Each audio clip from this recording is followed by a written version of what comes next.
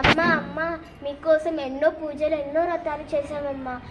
నా కోసం ఒక్కసారి ప్రదీక్షగా ఇవ్వండమ్మా.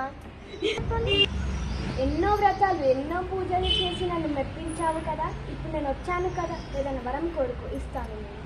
అమ్మ ఒకసారి నాలోకి రండమ్మా, అది నా కోరిక.